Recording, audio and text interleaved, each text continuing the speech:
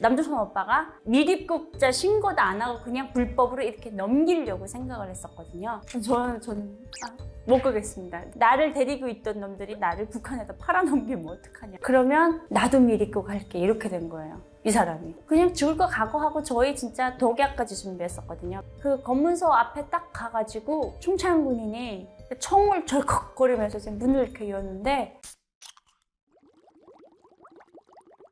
안녕하십니까. 저는 장군님보다 대한민국 오빠가 더 좋아서 대한민국 인천으로 시집온 평양세대 한수혜라고 합니다. 만나 뵙게 돼서 반갑습니다.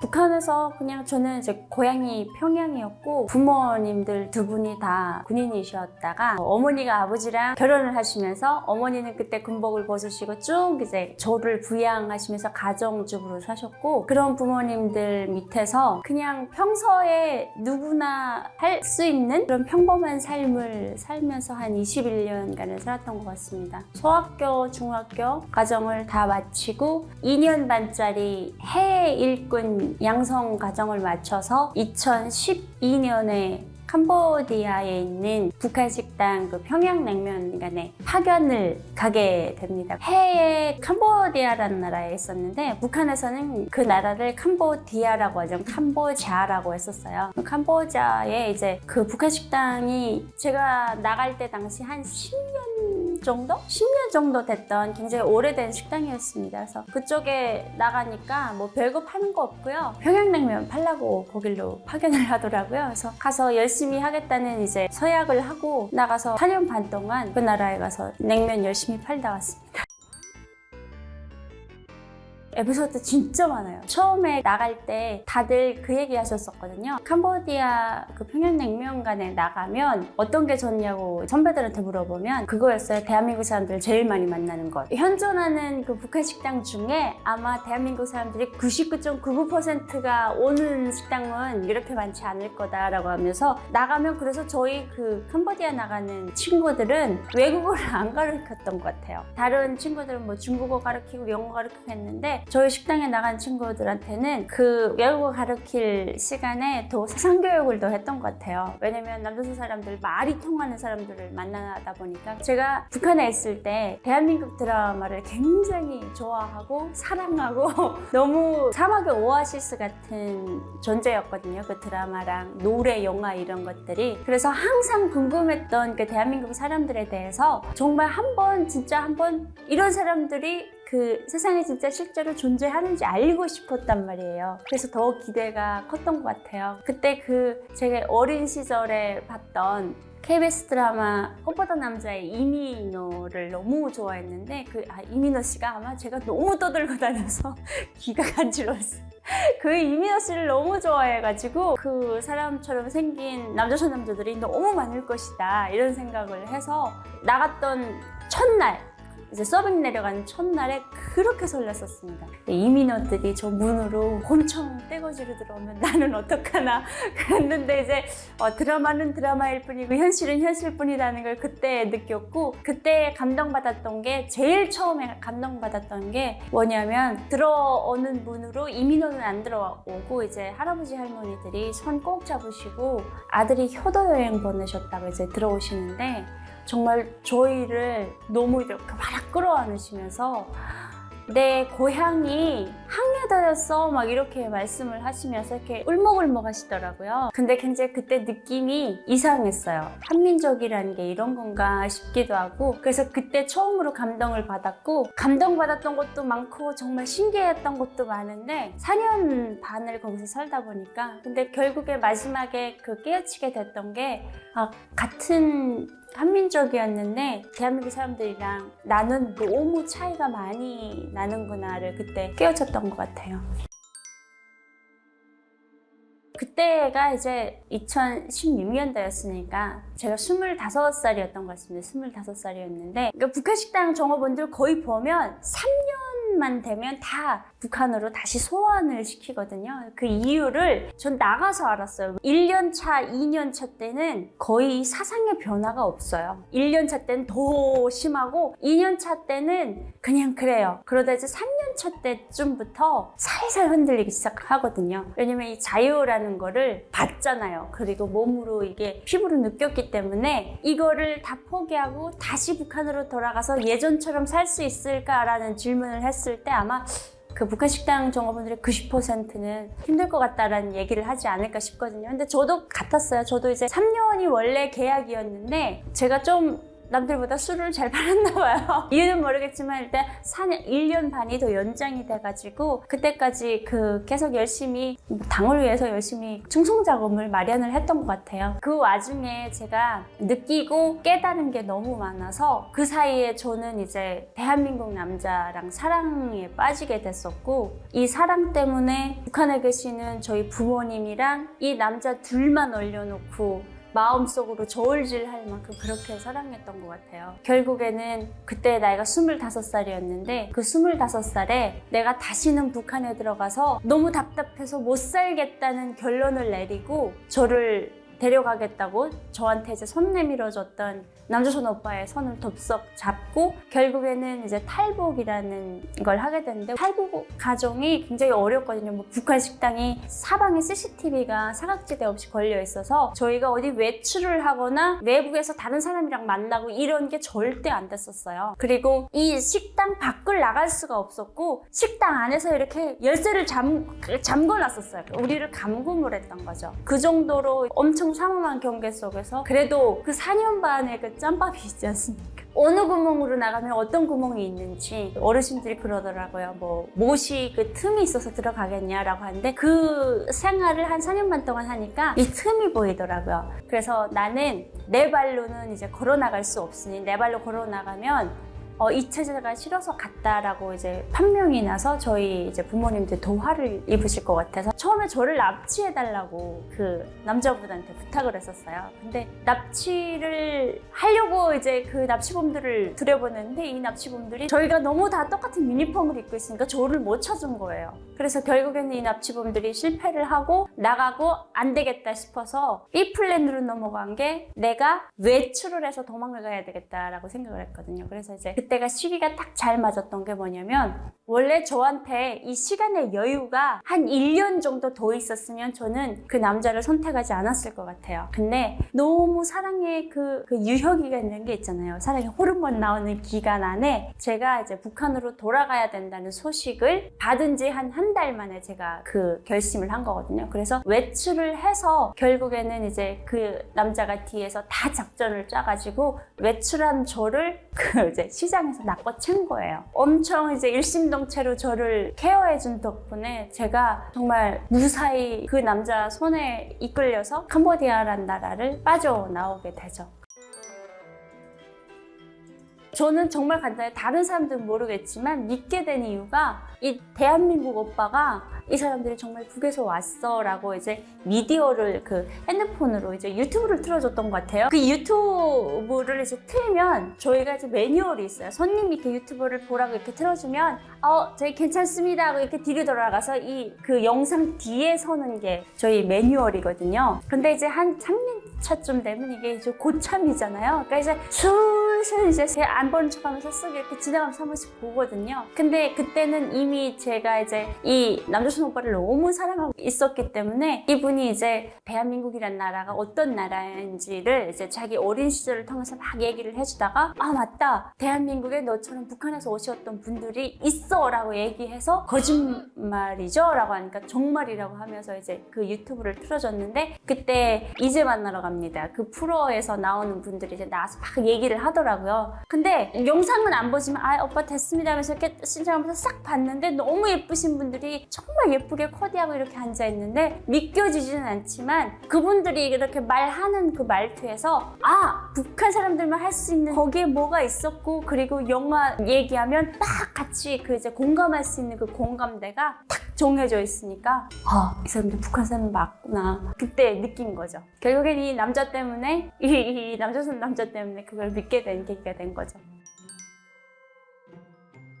이 캄보디아라는 나라를 넘어서 태국으로 가야 되는데 여권이 필요하잖아요. 다른 나라를 넘어가는데 여권 없이 이제 용감하고 씩씩하고 무식한 게 제일 대담하다고 대책 없이 용감하게 이제 뛰쳐나왔는데 여권이 없으면 저는 넘어가기가 힘들어요. 그래서 결국에는 이 남조선 오빠가 다 플랜을 짜서 미립국자 신고도 안 하고 그냥 불법으로 이렇게 넘기려고 생각을 했었거든요.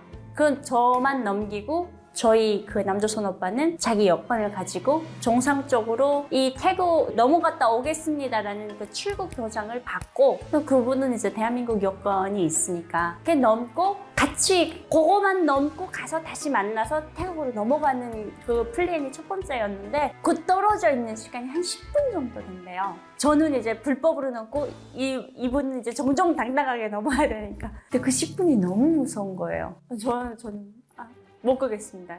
난 그렇게 하면 안 갈래요. 만약에 10분 넘는 사이에 나를 데리고 있던 놈들이 나를 북한에다 팔아넘기면 어떡하냐. 나는 못 가겠어.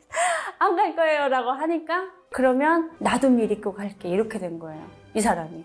그래서 이제 대한민국 국민 최초로 캄보디아에서 태국으로 미리국을 한 거예요. 불법. 이민자 신분이 된 거죠. 그래서 이제 태국으로 딱 넘어가는 순간에 저희가 이제 밴을 빌려가지고 태국 대사관이 목적지였어요. 태국 대사관에 가서 북한에서 왔습니다라고 얘기를 해서 태국 대사관에서 조치를 취해주기로 했었는데 그 태국 대사관까지 가려면 6시간을 가야 돼요. 방콕까지 가려면. 근데 그 6시간을 가는데 검문소가 한 3개가 있대요. 근데 그 검문소 3개가 있는데 여기서 무조건 여권을 검사를 한대요. 근데 저희 둘 다 지금 비리국자잖아요. 한 사람은 여권이 있긴 한데 도장이 안 찍힌 불법 그 여권 가졌고 한 사람은 아예 없고 그 상황에서 넘어와서 정말 씩씩하게 둘이 그때 이 세상은 다 내 발 밑에 있다.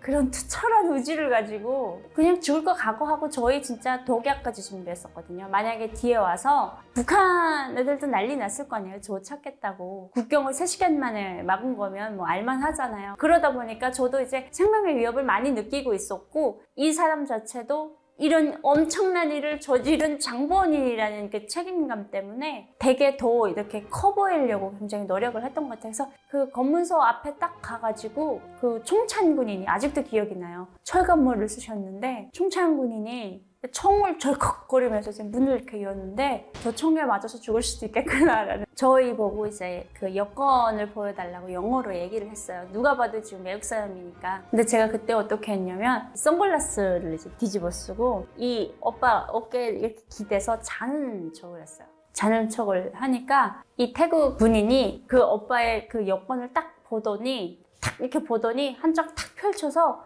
얼굴만 딱 확인하고 뚜껑 탁 덮고 다시 주더라고요. 그래서 밴 문까지 착 하고 닫아주더라고요.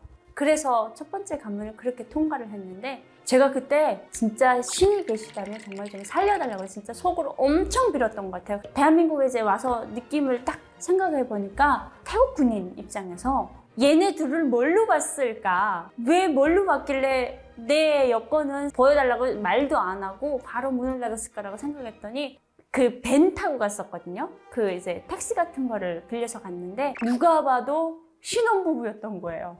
이 태국에 놀러 온 신혼부부였는데 거기서 신부님께서 아주 곤히 잠드셔가지고 깨우면 이분이 굉장히 귀찮아할 것 같은 느낌을 받았나 봐요. 그래서 아마 그냥 뭐 딱 봐도 북한 사람 같지는 않고 딱 봐도 사우스 코리아라고 하니까 그 여권 딱 위에 그냥 써있잖아요. 리퍼블릭 오브 코리아라고. 남조선 사람이 뭐 대한민국 사람이 설마 미리국에 깼어 하면 그 단수 보낸 거예요. 근데 그렇게 똑같은 방법으로 3개 검문소를 다 그렇게 넣은 거예요. 제가 그래서 세상에 기적이 있다면 이런 거라고. 그래서 그 검문소에서 원래 잡히면 제가 북한 사람이라는 게 탄로가 나잖아요. 저는 여권이 없으니까. 그러면 이제 제가 경찰에 자수를 해가지고 제 힘으로 그 이제 방콕을 찾아가야 되는 그 대한민국 남자의 보호 속에서 그래도 다른 분들과는 조금 좀 덜 힘들게 그렇게 오게 됐습니다. 네. 신뢰를 하루아침에 얻는 건 아니고요. 제가 이런 얘기를 자주 하거든요. 아니 CCTV가 그렇게 지킨다는 그곳에서 어떻게 연애를 했어? 라고 하시는데 한 번도 이렇게 손도 못 잡아보고 이렇게 스킨십이라는 게 전혀 없는 것이었는데 어릴 때부터 제가 봐오던 남자상이 저희 아버지 상이었거든요. 그러니까 우리 아버지는 이제 군인이셔서 항상 명령하셨어요. 우리 엄마한테. 이거 하라 하지 마라. 그리고 저희한테도 항상 이거 해라 하지 마라. 이런 약간 그 명령조 말투셔서 남자들이 굉장히 이렇게 북한 남자들이 터프하고 직설적이고 굉장히 남자싸고 이런 면은 있는데 저희 아버지한테는 막 엄마를 챙기고 아버지로서 자녀한테 막 잘하고 이런 건 전혀 없었던 것 같아요. 아버지 나름대로 저희를 사랑하셨던 방식이 좀 다르긴 했을 텐데 어릴 때 제가 항상 그거 했던 것 같아요. 아버지가 이제 그 한 달에 한 번씩 집에 들어오시면 저랑 이제 동생을 세워놓고 잘 오더라, 울어더라, 앞으로 가 뭐 이런 걸 해가지고 아버지만 들어오면 저희 집이 병영이 됐어요. 군병영 생활. 화장실을 이렇게 갈 때도 이렇게 아버지 나 이게 좀 지나가자요 이렇게 얘기하면 아버지가 이렇게 안 비켜주셨어요. 아버지가 언제 그렇게 하라고 했어? 이렇게 하는데 아버지 동지 지나갈 수 있습니까? 이렇게 해야 이렇게 길을 터주셨었거든요. 그 정도로 이제 아버지 상이 있다 보니까 내 눈앞에 나타난 이 남자선 남자가 확 이게 너무 따뜻하고 말도 저건저건하고 그리고 여자한테는 너무 잘하고 이게 아버지랑 비교가 되니까 지금 현재 보면 이분도 굉장히 무뚝뚝하신 분은 남자선 남자치고 너무 무뚝뚝하신 분인데 그걸 그 비교를 저희 아버지랑 하다 보니까 확 이렇게 보인 거예요. 그래서 세상에 이런 남자가 있다고? 그리고 이분이 제 신뢰를 얻겠다고 그 북한 식당에서 파는 아까 전에 내가 냉면 팔러 나갔다고 하지 않습니까? 그 냉면이 굉장히 맛이 없어요.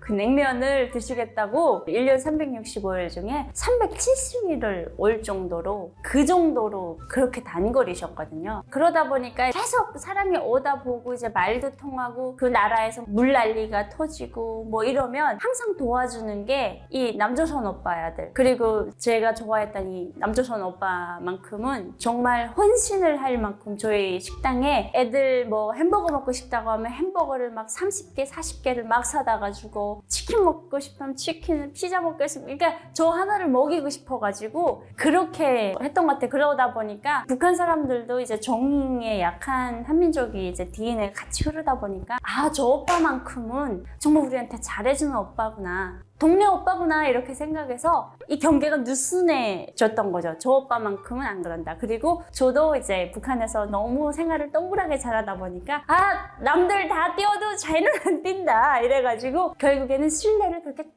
조금 쌓았던 것 같아요. 나라를 잘못 만났구나라는 느낌을 처음에 그 느낌이 어디서 들었냐면 군인 아저씨한테 이거 보여줄 때 여권 보여줄 때 정말 아무렇지 않게 여권을 이렇게 덮고 이렇게 주는 걸 보고 만약에 저게 내 거기에 DPR 코리아 그 여권이었으면 이 사람들이 어떻게 반응을 했을까. 그때 느낌이 와, 어떻게 같은 한민족인데 대한민국 사람을 대우하는 거랑 그리고 북한 사람 대우하는 거랑 이렇게 차이가 날까 싶었거든요. 아, 나라 국력이 약하면 국민이 대접을 못 받는구나를 그때 느꼈고 그리고 이제 저희가 이제 공항에서 태국공항에서 대한민국 그 대한항공을 타고 이제 넘어오거든요. 대한민국으로. 근데 저희를 지하 통로로 저희를 이제 인도를 해요. 왜냐면 저희 신분이 노출되기 때문에 북한도 이제 엄청 노리고 있기 때문에 그 탈북민들 안전을 위해서 이제 공항 이제 지하 통로를 이렇게 이용을 하는데 이 대한이라는 그 비행기 이제 꼬리가 탁 이렇게 이만한 비행기가 이제 창문으로 딱 보였거든요. 근데 같이 이제 넘어가시는 그 탈북민들이 그 이제 막 배낭을 메고 다른 사람들 다 이제 그 비행기 그러니까 눈에 띄지 않을 때 저희가 이동을 하더라고요. 보니까 당당하게 입국을 하지 못하고 저희는 이제 불법 그 이민자에다가 그리고 대한민국으로 가야 되는 탈북민들이기 때문에 더 안전에 그렇게 만전을 기했던 것 같아요. 그래서 막 가면서 사람들이 와, 비행기 너무 신기하게 그 비행기다가 환성을 지르는데 그때 딱 느낌이 와, 우리가 진짜 이런 나라에서 살았었구나. 이 비행기 하나를 보고도 이렇게 탄성을 지르는 정말 무지몽매한 나라에서 살다가 왔구나. 다른 나라 사람들은 그래도 어느 나라를 자유롭게 여행을 가서 그래도 비행기 한 번쯤 지나가는 거 봤을 텐데 이 비행기를 처음 본다고 이렇게 환성을 지르는 이런 나라에서 살았구나를 그때 진짜 이 뒤통수에서 팍 치고 오더라고요. 느낌이. 와, 나 진짜 약한 나라에서 태어났다. 그래서 내가 이 보는 세상을 못 보게 하려고 얘네가 우리를 엄청 가둬놨었구나를 그때 느끼면서 내가 내 우물을 빠져나왔다. 그 우물 안에 개구리가 아니라 그 우물을 빠져나온 개구리가 됐다라고 그때 생각을 했던 것 같아요. 진짜 많이 알았어요. 정말 내가 살던 북한은 북한이 아니었다는 생각을 그때 하게 됐죠. 저는 이제 평양에서 그래도 21년간을 살면서 세상에 진짜 부러움없는 행복의 요람이라고 알고 자랐고, 그래도 그 자부심이 있었던 사람인데, 근데 이제 그 행복의 요람이 그냥 그 북한을 전부 다 아우르는 줄 알았는데, 결국에 보니까 평양을 제외한 나머지는 정말 힘들게 사시고 정말 지역 같은 데 사시다 오시는 분들이 너무 많아서, 일단 그래서 제가 평양에서 왔다고 하면 굉장히 그 죄책감부터 먼저 드는 그런 그 계기가 됐던 것 같아요. 방송에 나가면서 이분들이 이렇게 고생하고 있을 때 그래도 나는 그때 아버지 어머니 그늘 밑에서 그런 고생은 안 했으니까 대신에 정말 눈물 없이는 못 들을 정도의 그런 이야기들을 들으면서 평생 그분들한테 이제 미안한 감정 한 번 가지지 못하고 살았던 그 지난날의 그 눈물을 그때 다 쏟은 것 같아요. 너무 죄송하더라고요. 그 정도로 딴 세상 얘기를 하시더라고요. 그거를 이해하는데 거의 한 5년 걸렸던 것 같아요. 여기 오니까, 대한민국 오니까 가장 좋은 게 여러 가지 일을 한 사람이 동시에 할 수 있다는 게 너무 좋거든요. 여러 가지 일을 막 그렇게 하는 그 엔잡러라고 하죠. 프로 엔잡러. 프리랜서로 일하고 있거든요. 뭐 공연이면 공연, 그리고 뭐 대한민국 어느 축제장이든 다 가봤었을 것 같아요. 크고 작은 축제장에 가서 이제 제가 북한에서 왔어요 라고 이제 노래 한 곡 들려드리고 이러면 굉장히 좋아하시더라고요. 그리고 통일부에서 그 주관하는 통일교육, 뭐 시민교실이라든가 그리고 찾아간 학교 통일교육이라든가 해서 통일에 대해서 뭔가 좀 관심을 가지고 싶다고 하시는 분들한테 대해서는 제가 북한 빼놓고 다 간다는 입장으로 열심히 다니고 있습니다. 그리고 국방부 국군장병님들한테 가서 대한민국 안보를 더 굳게 지켜달라고 이제 부탁하는 안보 강사 일도 한 3, 4년간 했었고, 요즘에는 뭐 여러 가지 방송 활동, 그리고 불러주는 곳이라면 MC도 보고 진행도 하고 뭐 라디오도 하고 뭐 불러주시는 데는 그래서 오늘 여기 사실은 이렇습니다. 프로그램에서 이제 출연 요청을 해주셔가지고 제가 너무 감사하게 나오게 됐습니다. 사이다를 시청해주시는 우리 시청자 여러분, 북한에 대해서 그래도 관심 가져주시고 제 이야기에 귀 기울여 주시는 것만 해도 당신은 이미 애국자이십니다. 탈북민들에 대해서 안 좋게 보시는 분들도 이제 계시거든요. 몇몇 분들이 계시는데, 그래도 여러분들께서는 아마 관심이 조금이라도 있으시니까 제 이야기를 아마 이렇게 들어주시리라 생각합니다. 너무 대한민국에 받아주신 거 너무 감사하다고 감사 말씀 드리고 싶고, 앞으로 더 열심히 살겠습니다. 감사합니다.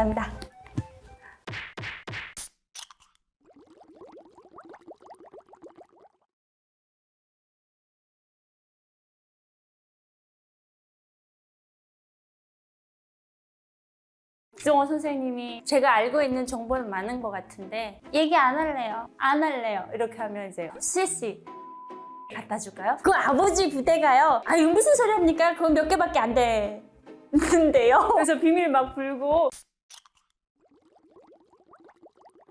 안녕하십니까. 저는 21년간 북한 평양에서 살다가 대한민국 오빠가 장군님보다 더 좋아서 대한민국 인천으로 시집온 한수혜라고 합니다. 반갑습니다.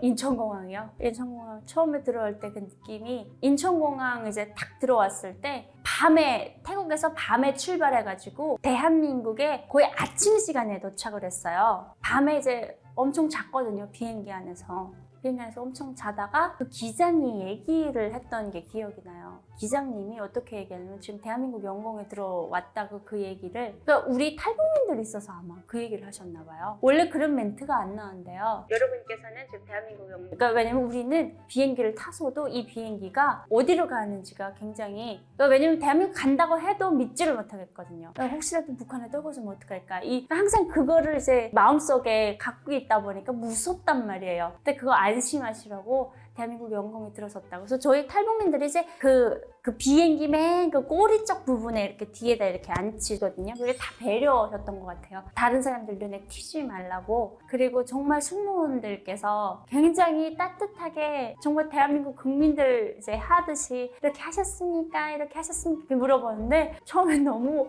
그리고 옆에 남자분이 앉으셨는데 이거 간지러워 막 이 정도로. 그때 이제 영공에 들어섰다고 하길래 제가 비행기 창문을 이렇게 탁 열었는데 구름 위를 이 비행기가 날고 있는 거예요. 어릴 때 선생님이 제 조그만 때 초등학교 시절에 선생님한테 제가 물어봤거든요. 선생님, 저기 평양에서 가장 높은 아파트가 105층짜리 아파트가 있는데 유경호텔이라고. 선생님, 저 105층에 올라가면요 구름을 잡을 수 있나요? 라고 선생님한테 제가 여쭤보니까 선생님이 뭐라고 했냐면, 수혜야, 구름은 엄청 높은 곳에 있어서 저 105층에 올라가도 그 구름 못 잡아. 이렇게 얘기를 하셨거든요. 선생님, 저는 구름 위에 올라가서 한번 앉아보고 싶어요 라고 했는데 그건 불가능한 일이야 라고 하셨거든요. 근데 그때 선생님 생각이 나더라고요. 선생님, 저 지금 구름 위에 앉아있는데요 라는 느낌이 딱 들면서 그 구름 위로 그 아침이 되니까 해가 이렇게 떴는데 창문 탁 여는 순간에 그 햇빛이 제 눈을 그냥 강타하는 거예요. 쨍 하고 들어왔는데 내가 막 이런 느낌이었는데 그 눈에 그 빛이 탁 들어오면서 여기가 대한민국이구나. 대한민국도 해가 뜨는구나. 그 느낌이 딱 들고 이제 인천공항에 내렸는데 그때의 느낌이 여긴 어디 나는 너무 큰데 사람들이 너무 많은 거예요. 사람 너무 많으니까 그 멀미가 나요. 사람 멀미가. 오가는 사람들 다 캐리어 들고 그 아침에 어디를 그리 가시는지 엄청 많은 사람들이 진짜 이렇게 막 자기 갈 길을 그 영화에서 한 번씩 그 해탈하면 막 이렇게 장면이 막 지나가잖아. 사람들 지나가고 막 찾는 그런 느낌이었어요. 그래서 막 어지러웠던 그 느낌? 결국에 이제 저희를 이제 마중 나와줬던 국정원 분들이 되게 정신의 타격의 연속이라는 게 뭐냐면 앞에 나온 국정원 직원들이 너무 또 잘생겨서 정신을 못 차리겠고 그래서 결국에는 이제 어떻게 하면서 그 공항을 빠져나가서 버스에 딱 앉았는데 그 공항 뒤편에 이제 펼쳐진 그 고속도로 인천대교 있잖아요. 커튼을 다 닫으라고 그래요. 보지 말고 커튼 다 닫습니다 이렇게 얘기하는데 너무 잘생겼어 막 여자들이 막 그러다가 결국에 이제 한 번씩 보지 말라니까 한 번씩 이렇게 보잖아요. 내가 가는지 안 가는지 느낌이 하는 거예요. 이게 왜냐면 북한은 이제 차를 타면 이제 들썩하면서 갔던 버릇이 있는데 너무 고루럽게 사르르 달리니까 이게 지금 버스가 가는지 안 가는지 한 번씩 이렇게 열어보면서 이런 도로가 있다고 그 느낌이었던 것 같아요. 내가 진짜 대한민국에 오긴 왔구나 그 느낌이 딱 들었어요. 많죠. 선생님을 엄청 많이 괴롭혔죠. 조사를 하시는 선생님인데 사람마다 다 다르대요. 이제 조사를 하는 시간이. 근데 저는 조금 이제 특별해 했던 것 같아요. 그때 이제 13명 집단 탈북 사건도 있었고 그래서 북한 식당에 대한 그 관심도가 굉장히 높아져가지고 그 뒤를 이제 제가 정말 용감하게 뛰쳐나온 첫 번째라서 국정원 직원분들이 굉장히 야 어떤 앤지 한번 무슨 담이 저렇게 크냐라고 할 정도로 그 정도로 이제 관심을 많이 가지셔가지고 제가 국정원 조사를 90일을 받았거든요. 다른 분들 뭐 일주일 받았다는 분들도 있고 또 어떤 분은 막 나 4일 받았어 라고 하셨던 분들도 있어요. 그 저를 데리고 오신 그 남조선 오빠가 얘기를 하길 국정원에서 조사를 얼마나 받냐라고 물어보니까 15분 받는다고 그랬거든요. 저보고. 그래서 저는 정말 15분 받고 집에 가는 그 오빠가 있는 집으로 갈 줄 알았거든요. 근데 저보고 조사가 조금 길어질 것 같다 라고 얘기를 해서 제가 그럼 얼마를 받냐고 물어보니까 90일로 잡혀 있다는 거예요. 그래서 내가 세상에 15분이면 된다고 했는데 왜 90일이에요? 막 그러고 했는데 누가 15분이냐고 했냐고. 그래서 나를 데리고 와준 오빠가 그 오빠가 아무래도 네가 90일 받는다고 하면 안 올 것 같으니까 거짓말을 한 모양이다 이렇게 얘기를 하시더라고요. 그래서 그때 처음으로 국정원 그 조사 선생님이 들어오셔가지고 약간 중년의 이제 아저씨셨는데 꼭다리 아저씨셨어요. 키가 너무 크셨는데 아저씨가 탁 들어오시더니 안경 그 너머로 그 눈으로 이렇게 딱 집어 이렇게 뚫어보시는 것 같은 느낌으로 대한민국 국민이라고 생각하시냐고 물어보시더라고요. 첫 물음에서 아니요? 그럼 너는 어디 사람이세요? 그래서 저는 북한 사람인가? 아닌가? 막 이러면서 그때부터 이제 어리버리 깠던 것 같아요. 저보고 그 얘기 하시더라고요. 당신은 원래부터 대한민국 사람이셨다고, 대한민국 국민이셨다고. 우리나라 대한민국 헌법 제3조에 그 대한민국은 뭐 그 영토가 다 이게 헌법에 나와 있다고. 그래서 제가 마이 갓, 내가 대한민국 국민이었다고? 그때 딱 느끼면 그러면 우리 아버지 어머니도 대한민국 국민이시라는 거 지금 모르고 계시겠네 라는 생각을 그때 했던 것 같아요. 그리고 국정원 전선 선생님이 굉장히 저한테 이제 잘해주셨던 이유가 그래도 살아보겠다고 이 땅에 와가지고 발너듬하는 게 너무 기특하셨대요. 그래가지고 이제 처음에 굉장히 무섭게 하시려고 하다가 하도 제가 이제 막 허당 부리고 이상한 얘기하고 엉뚱한 얘기하고 이러다 보니까 마지막에 이제 마음에 이제 이 단계를 푸시더라고요. 국정원 선생님이 김밥 사와가지고 원래 이렇게 챙겨주시지 않는데 저 조사 안 받을래요. 왜 안 받아요? 배고파서 못 받겠어요. 그러면 이제 가서 김밥도 사다 주시고 김밥도 먹으라고 주니까 김밥에 이제 독약 탄 줄 알고 안 먹겠습니다. 이렇게 해서 선생님이 하나 먹어볼게요 하면서 이렇게 선생님 안 죽었으니까 먹어도 되잖아.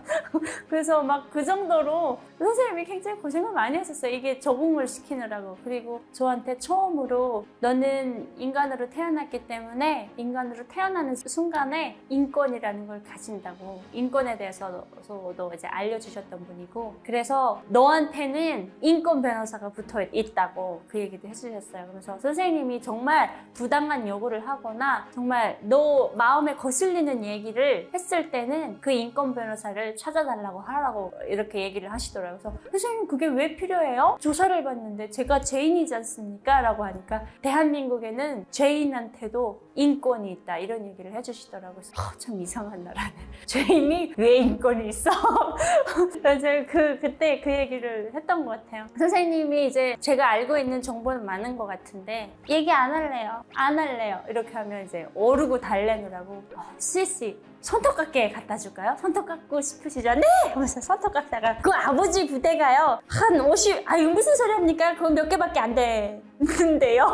그래서 비밀 막 불고 그 정도로 선생님이 엄청 잘해주셨습니다. 결국에 마지막에 나올 때 선생님 너무 감사합니다. 90일 동안 조사를 정말 조사 재밌게 받았다는 애는 나밖에 없을 거예요. 그렇게 받고 결국에 이제 하나원으로 보내줘서 그때부터 이제 사회적응 프로그램을 갔죠. 대한민국 사회에 첫 발을 내딛고 저를 데려왔던 남자를 가서 만나고 결국엔 프로포즈를 받고 같이 이제 사는 입장이 됐고 그래서 그때부터 대한민국 적응하는 데는 이 남편 덕분에 제가 빨리 적응을 할 수 있었던 것 같아요. 제가 대한민국 사람들한테 감동받았던 게 저는 북한식당에서 굉장히 감동을 많이 받았어요. 북한식당 종업원들이 서로 이제 막 감시하고 통제하고 이러다 보니까 서로 마음을 잘 안 터나요. 같은 동료들끼리. 그래서 마음 터놓고 얘기하는 게 신기하게 대한민국 사람들이에요. 진짜 이게 너무 웃긴 얘기인데 그 나가기 전까지는 적으로 배우고 나갔거든요. 대한민국 사람들은 적이다. 왜냐면 아직 70년의 그 정전이 아직 안 됐고 지금 휴전 상태라 전쟁 중인 국가다 이런 게 너무 커서 대한민국 사람들은 다 적이다라고 생각을 하고 이제 그 장벽을 굉장히 마음의 장벽을 두텁게 쌓고 나가는데 이게 날이 가면 갈수록 이게 장벽이 계속 얇아져요. 왜냐면 이 사람들이 너무 인간적으로 대해주시거든요. 그래서 처음에 제가 1년차 때 처음에 신참으로 나갔을 때 거기 이제 오시는 그 교민들이 새로 왔다고 저희를 한 번씩 보러 와요. 저보고 물어보시더라고. 슈혜야 너는 만약에 전쟁이 일어났다. 오빠 만났단 말이야. 다 오빠라고 부르니까 오빠 만났는데 오빠 만나면 쏠 거야? 이렇게 얘기를 하시길래 제가 정말 1초의 망설임도 없이 그냥 저 오빠 쏘겠습니다라고 얘기를 했고 이 오빠가 너무 충격을 받아서 너 내 눈을 보고도 쏠 수 있어서 쏘겠습니다 이렇게 얘기를 했어요. 그래서 제가 나 마상 입었다고 마음에 상처 입었다고 어떻게 저 입으로 저렇게 그 눈을 그렇게 처량한 눈을 뜨고 그렇게 얘기를 하는지 막 충격을 받으셨었어요. 그리고 그분이 한 4년 있다가 저한테 다시 물어보셨거든요. 했거든요. 수혜야, 너 전쟁 남나 쏠 거니? 그래서 제가 그때 이미 이 세뇌가 다 벗겨져가지고 그때 어떻게 대답했냐면 오빠 우리 그냥 모른 척하고 지나갑시다 이렇게 할 정도로 이게 계속 쌓이다 보면 적이 어느새 이제 따뜻한 적이 됐다가 한 3년 차 되면 이 적이 가족이 되고 마지막엔 동지가 되고 막 이런 정도가 돼요. 그러다 보니까 제가 어렵고 그 힘들었었던 그 신참 시절에 저를 위로해 주셨던 분들이 다 대한민국 분들이셨어요. 막 울고 싶은데 울지도 못하게 해요. 울면 그 대한민국 그 적들 앞에서 운다고 엄청 비판받고 이러거든요. 그래서 계속 그 마음속으로 쌓이고 막 이러다 보니까 너무 이게 하소연할 데가 없는 거예요. 제가 하루는 이제 인사하러 어느 방에 이렇게 들어갔는데 그분께서 저를 이렇게 보시더니 야 수혜야 너 눈이 되게 슬퍼 보인다 이렇게 얘기를 하시더라고요. 그래서 저 안 슬픈데요? 하면서 제가 그때 이미 눈물을 흘리고 있더라고요. 그러면서 그때 그분이 그렇게 얘기하셨어요. 수혜야 인간이 슬프면 울라고 인간이라고 울어라. 그래서 그때 엄청 펑펑 울었던 것 같아요. 처음 그 신입이었을 때는 얼마나 억울하고 그 부당한 일을 너무 많이 당해가지고 그 너무 억울함에 내가 만약에 북한에 내 엄마랑 내 아버지랑 있었으면 정말 하소연하면서 엉엉 울을 수 있었는데 여기는 지금 그 상황에 못해서 못 울고 있으니까 너무 속상했던 차에 그분께서 그렇게 많이 위로를 해주셔가지고 그때 다시 한번 또 그 넘어졌다가 일어나는 계기가 됐었고 그리고 세상에 되게 좋은 사람들이 많다는 생각도 많이 했었고 그리고 제가 그 천식이 있어요. 천식 기침을 한번 발작이 시작이 되면 24시간 제가 기침이 멈추지를 않아요. 근데 이게 한 번씩 오더라고요. 몇 년에 한 번씩 오는데 제가 정말 난생 처음 캄보디아에서 그 첫 발작이 온 거예요. 근데 그거를 다 방치했어요. 북한 식당 모든 관계자들이 지배인이고 사장이고 뭐 보이지도원이고 왜냐면 기침을 이렇게 아프게 컬럭컬럭 해야 되는데 이 여기가 너무 간지러우니까 이렇게 마른 기침 사람이 막 죽겠는 거예요. 제가 어느 정도로 생각했냐면 그 병 닦는 소리 있잖아요. 그거를 이렇게 먹구멍에다 넣고 이렇게 긁고 싶을 정도로 그렇게 괴로웠단 말이에요. 근데도 방치를 하고 있으니까 거기 저희 식당을 10년 동안 다니셨던 겸임 가이드 분이 계신데 그분께서 저희 식당 부지배인을 불러가지고 그 전에 몇 번 얘기했어요. 제가 지금 천식 발작했다고. 그래서 너 천식이지. 그래서 나는 천식이 있는지도 몰랐거든요. 그래서 저 천식 아닙니다라고 얘기했는데 너 천식이야. 너 지금 발작 기침하는 거야. 계속 그래서 이게 거짓말한다. 나도 이제 당해보지 못했으니까 몰랐었죠. 근데 이제 하루 이틀 와도 전혀 호전되는 게 안 보이니까 마지막엔 이제 그 보이지도원을 불러가지고 약을 지어 오셨더라고요. 근데 이제 북한 식당 매뉴얼에 대한민국 사람이 주는 약은 절대로 못 먹게 되어 있어요. 독약이라고 이제 몰라요. 지네가 그렇게 얘기를 해서 그래서 이제 약은 절대로 못 먹게 되어 있는데 그분께서 그 얘기 하셨거든요. 내가 여기서 지금 터 잡고 일한 지 10년 넘었는데 내가 이게 독약이면 내 모든 거 다 내렸는데 나 여기에다 다 건다고. 대신에 쟤 한 번만 좀 먹이라고. 쟤 저러다 죽는다고. 그래서 발작 기침이다 보니까 이게 시도 때도 없이 뭔가 이제 에어컨 그 공기 딱 나오는 데서 갑자기 더운 공기 탁 바뀌면 여기 그 이제 도화 손에 불 탁 붙듯이 거리면서 다니는 거예요, 계속. 근데 결국에는 그렇게까지 말씀을 해주시니까 저보고 야, 뭐 아프면 뭐 말을 해야지 막 이러면서 먹어보라고 저한테 그 약을 준 거예요. 제조를 해 오셨는데 제가 그 약을 딱 한 번 먹고 바로 그 발작 그 증상이 완전 완화가. 사람이 너무 살 것 같은 거예요. 그거 한 번 먹었는데 기침이 멎은 거예요, 기침이. 내가 너무 감사해가지고 너무 근데 이제 내성이 없어서 그 약이 그렇게 잘 들었다고 그러더라고요. 그래서 그때 그분 덕분에 또 한 번 그렇게 살아났고 제 옆에서 저한테 도움을 주는 사람들은 다 보니까 대한민국 국민들이신 거예요. 그래서 제가 마지막에 대한민국 국민은 적이 아니다. 대한민국 사람들은 나랑 같은 가족이다를 그때 느꼈던 것 같아요. 이 대한민국 오빠 따라 나오는 것도 이 사람이 나를 절대 속이지 않을 거라는 확신을 갖고 나온 거예요. 결국엔 그게 이제 탈북으로 이어진 거죠. 그 캄보디아에서부터 하고 싶었던 게 뭐냐면 그 캄보디아 현지인들이 걔네 영어를 좀 해요. 웬만한 건 다 영어로 다 알아듣고 다 얘기를 해. 캄보디아어가 또 따로 있는데 그래서 우리가 이제 나가면 우리 외국인들이니까 물어본단 말이에요. 너 어디에서 왔어? 라고 이제 영어로 물어보면 우리가 코리아 이렇게 얘기를 해요. 그러면 이분들이 꼭 저희 보고 노스? 사우스? 계속 이렇게 물어봐요.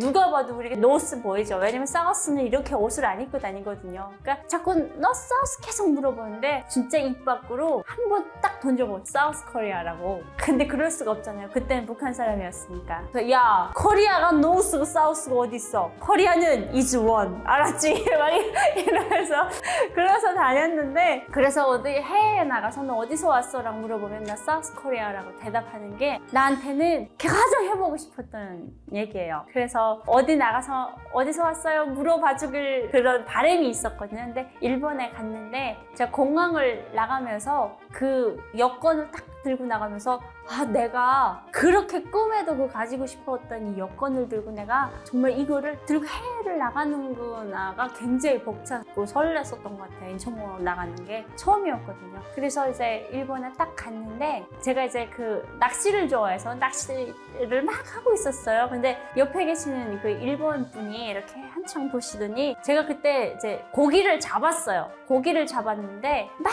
박수를 이렇게 쳐주시면서 대단하다 그러시는 거, 일본말로 그러시는 것 같더니 이제 제 옆에 오셔서 어디서 왔냐고 물어보시는 거예요. 제가 그 물고기, 원래 그 이제 제가 낚시를 좋아했더니 그 물고기를 이 낚싯대에서 떨어뜨리는 일은 저한테는 전혀 있을 수 없는 일이에요. 근데 나보고 Where are you from이라고 물어봐가지고 내가 I'm South Korean 물고기가 떨어졌어요. 근데도 그게 하나도 안 아깝더라고요. 이 사람이 그거 물어보는 거에 내가 South Korea라고 대답했다는 것 자체가 너무 뿌듯한 거예요. 그래서 내가 그 이제 그분한테서 그 얘기를 듣고 그 숙소로 막 달려가면서 오빠! 나한테 어디서 왔냐고 물어봤어!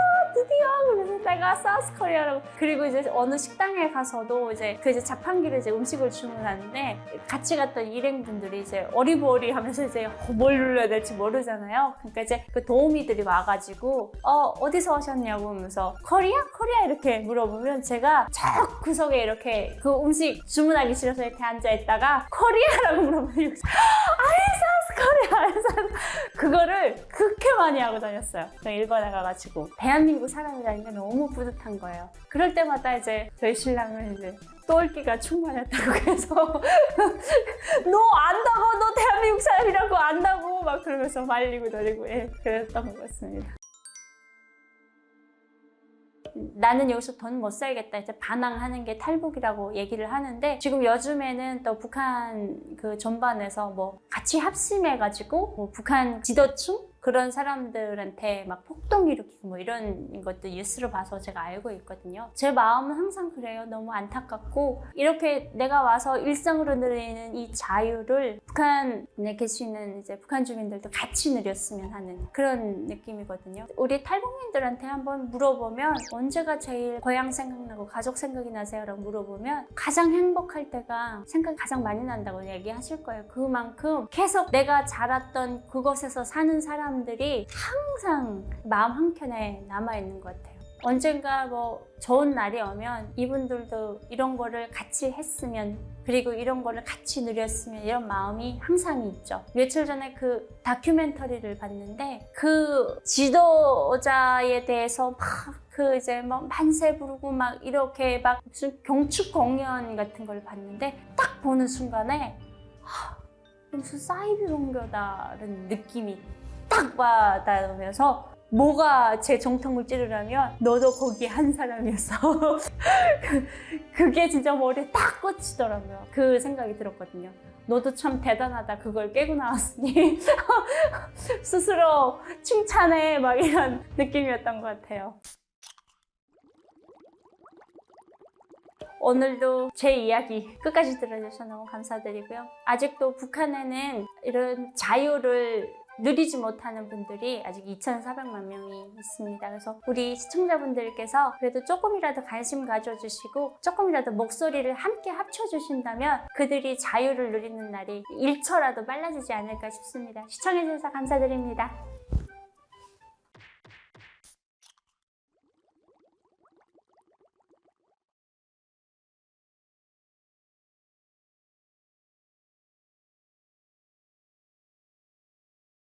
이 사람한테 경례를 하는 건 이해를 하겠어요. 내가 대통령에 대해서 경례 이러면 하겠어요. 근데 이 국기에 대해서 경례한다는 그 의미를 받아들이지 못했던 것 같아요. 이 대한민국이라는 걸 상징을 하기 때문에 대통령보다 더 센 거구나. 안녕하십니까. 전 시간에 이어 사이다에 또 출연하게 된 한수혜라고 합니다. 사랑 찾아서 왔고요. 이하는 생략합니다.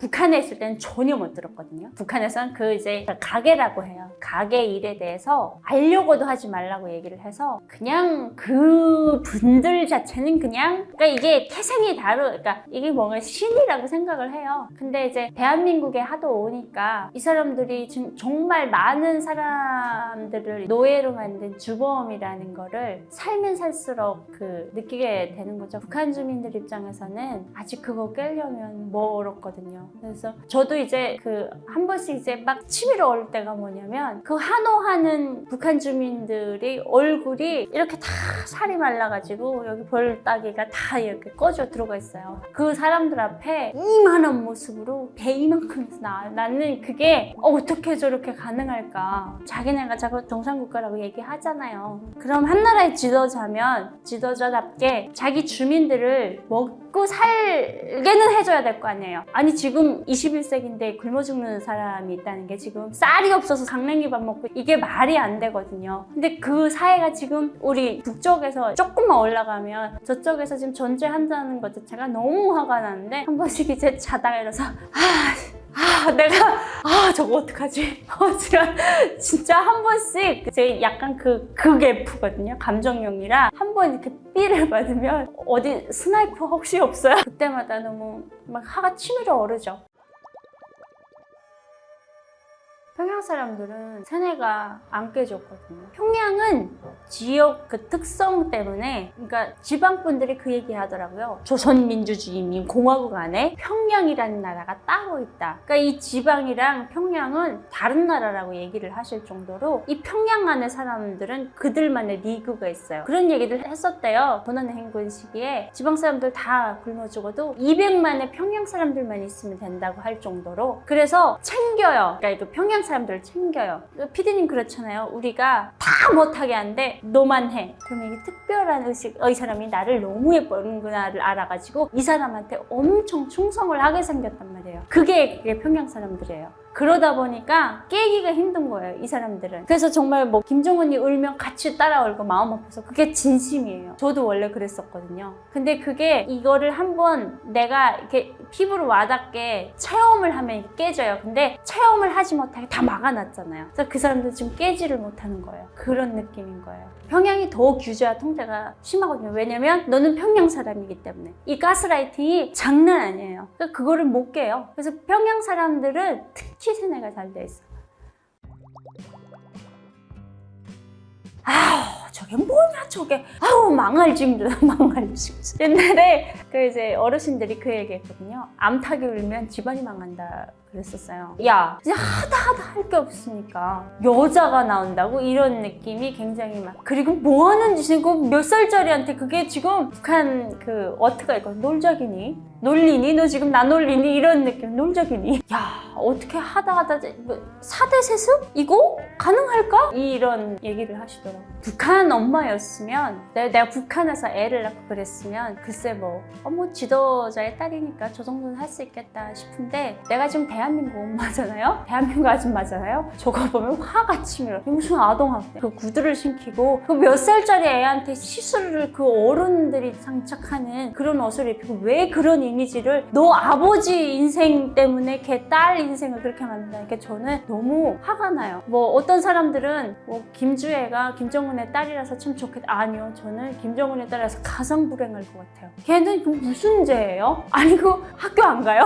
아니 맨날 ICBM 거기 같이 출두해가지고 아버지한테서 미사일 만드는 법을 배우고 있단 말이에요. 그리고 어릴 때부터 동방예의지국 아닙니까? 예로부터 어른을 존경하고 선생님 말씀 잘 듣고 그리고 우리 동무들 친구들과 다정하게 잘 지내야 된다. 이게 동방예의지국인데 아니 머리 희끗희끗한 할아버지들이 와가지고 깍듯 반드시 90도 인사를. 이게 본인 마음 불편하지 않을까요? 저는 이게 주의 생각도 좀 해줘야지. 아니 딸을 생각했으면 그러면 안 되지. 나는 그 생각하거든요. 저는 지금 딸 가진 부모로서 저희 딸이 너무 자유로운 영혼이거든요. 자기가 하고 싶은 얘기를 막 해요. 그리고 그거에 대해서 제지를 부모가 할 때는 정말 잘못된 거에 대해서만 얘기를 하거든요. 대신에 모든 건 다 자유인데 그거는 네 책임이다 라는 걸 가르쳐주고 싶은데, 아니 이건 네 책임 내 책임을 떠나서 지금 아빠 책임을 여기다 갖다가 넣으려고 하니까 그게 엄마로서 화가 나는 거죠.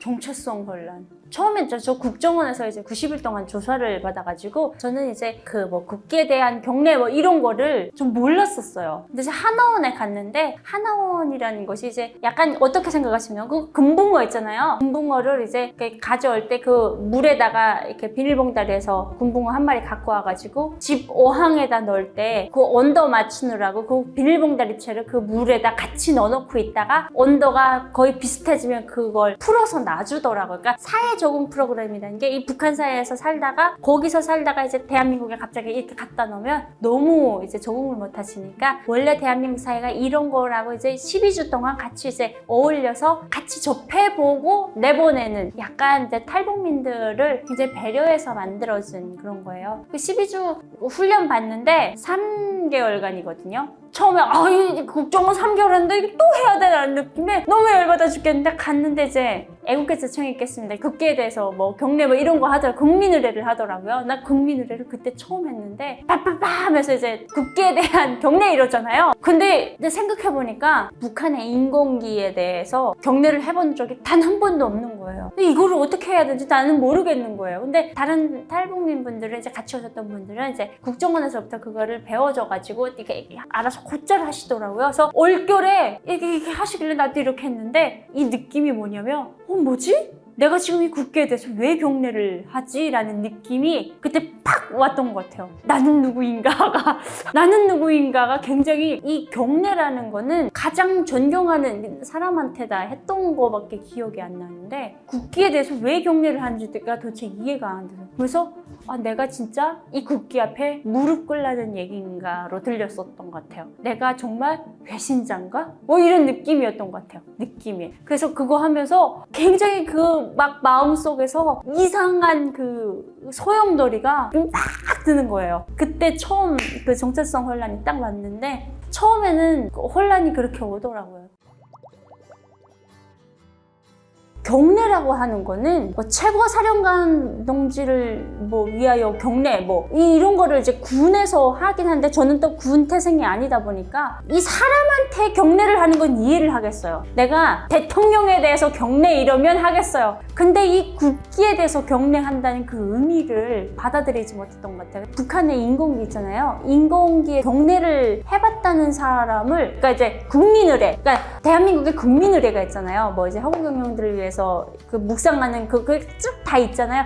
이게 북한은 없어요. 그러다 보니까 사람들 모여서 뭐 하냐면 무슨 이제 회의를 할 때 그 뭔가 이제 서두가 있지 않겠습니까? 그때 뭐 하냐면 자애로운 사랑의 한품에 한곡 찬양곡을 불러요. 우리의 가장 뭐 이런 노래를 부르거든요. 그게 의례였어요. 뭐 지금부터 뭐를 시작하겠습니다 라고 하면 저 학교에서 그거 불렀던 기억이 나거든요. 그러니까 국민의례 대신에 북한은 김일성 장군의 노래, 김정일 장군의 노래 뭐 이런 노래 아니면 뭐 그런 노래를 불렀던 것 같아요. 그러니까 이런데 익숙해지지 않은 상태에서 아예 모르는 상태에서 갑자기 국기에 대해서 경례를 하라니까 느낌이 그렇게 딱 온 거죠. 근데 요즘에 보니까 뭐 국기에 대해서 경례를 하는 장면이 나오더라고요. 북한 그 매체에. 저 깜짝 놀랐어요. 그 무슨 어느 신용병축 음악회 딱 나왔는데 그 인건기가 이렇게 탁 올라가면서 경례를 탁 하더라고요. 그래서 뭐야 이거 대한민국 따라한 건가? 그 생각이 들었는데 그 국기에 대한 경례할 때 굉장히 그 느낌이 이상하다. 이걸 왜 해야 돼?가 제일 처음에. 나는 누구야? 이거 왜? 알고 봤더니 이제 대통령도 국기에 대해서 경례를 하더라고요. 그래서 이 대한민국이라는 걸 상징을 하기 때문에 대통령보다 더 센 거구나. 그렇게 결론을 내렸던 것 같아요. 뭐 다르다라고 느낀 거 정말 너무 많아요. 적응할 새도 없이 이게 몸으로 계속 부딪혀야 되니까 너무 힘들었는데, 아니 이거 북한에서 이런데 이거 왜 이래요? 라고 말을 할 수가 없는 게, 내가 여기서 살아야 되는데 이걸 따지질 못해. 처음에 그 한화원 들어갔을 때 그때 제가 한 7, 8, 9였는데 7월 27일 날이 북한에서 전승기념일이라고 배우거든요. 조국 해방의 날이라고, 조국 해방 전쟁 승리 기념의 날 이렇게 배웠는데 이겼다고 얘기를 한단 말이에요. 근데 727이 원래 휴전한다고 그때 53년 7월 27일 날에 도장을 찍은 날이래요. 나는 이게 여기서도 이게 명절인 줄 알았단 말이에요. 7월 27일 날은 명절인데 오늘 왜 빨간 날이 아니지? 그때는 이제 북한 사람들이니까 727은 원래 이런 날이 아니야? 막 얘기를 했는데 그때 이제 느낀 거죠. 아, 대한민국이구나. 대한민국이라서 이게 다르구나. 그리고 대한민국에 현충일이 있고, 그리고 이 6월 달이 호국보훈의 달이라고 있는 이유가, 아, 그래서 있구나. 그때부터 이제 여기다 뭔가 적응을 해야 되겠다. 이 역사를 먼저 알아야지 내가 적응을 하겠다라는 느낌이 그때 들었던 것 같아요. 그런 거, 한강의 기적, 그리고 태양 유출 사고 났을 때 그런 장면을 많이 보면서 대한민국의 국민성에 대해서 제일 먼저 알았던 것 같아요. 그러면서 같이 울고 부르고 붙잡고 막 이런 게 있으면서 결국엔 저도 이제 성장을 해서 아직까지는 많이 미흡하지만 그래도 여기까지 온 것 같아요. 그래서 항상 저보고 그런 얘기 하면서 국뽕 좀 하지 말라고. 나는 국뽕밖에 할 게 없어요. 나는 대한민국에 와서 제일 잘한 게 뭐냐면 내가 국뽕 콘텐츠를 하는 게 제일 잘한 일이에요. 왜냐면 북한 사람이요 봤잖아요. 그래서 이 나라가 얼마나 귀중한지 나는 누구보다 잘한단 말이에요. 내가 제일 잘할 수 있는 게 그거라서 죄송합니다.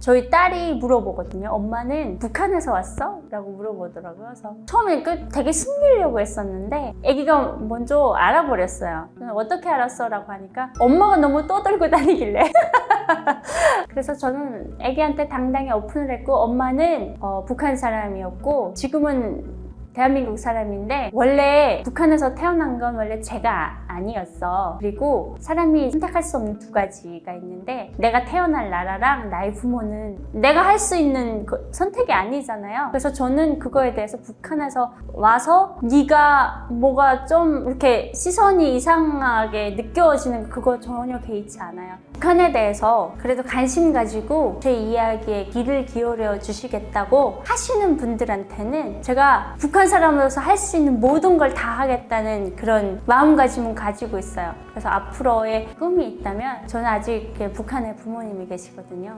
저는 저희 부모님 만나는 게 꿈이에요. 그래서 그 꿈을 이루기 위해서, 그 꿈을 이루려면 제 혼자만의 힘을 가지고 안 되겠더라고요. 그래서 제 꿈을 좀 이루게 정말 제 개인적인 욕심의 이유죠. 그것 때문에 통일에 대해서 관심을 더 가져달라고 통일 교육 그런 길을 앞으로 더 가지 않을까 싶습니다. 그래서 만나는 분들한테 항상 그 얘기해요. 여러분들께서 이렇게 와주신 것만 해도 제가 저희 엄마가 만날 수 있는 일처를 당기는 길이라고, 그래서 너무 감사하다고. 그래도 내 한 목소리보다는 그래도 10명이 모인 게 낫고 100명이 모인 게 낫고 몇 천만이 모인 게 더 낫지 않겠습니까? 이렇게 얘기를 하는데 제 꿈은 딱 그건 것 같아요. 저희 엄마를 만나는 게 제 꿈입니다. 제가 대한민국에 와서 유튜버가 됐습니다. 11만 5천 명이라는 구독자를 가지고 있는데요. 정말 북한 사람인데 또 불구하고 너무 사랑과 응원을 많이 보내주셔서 유튜버로서 이제 성장을 하게 됐는데, 채널 이름은 옥토끼 한수혜입니다.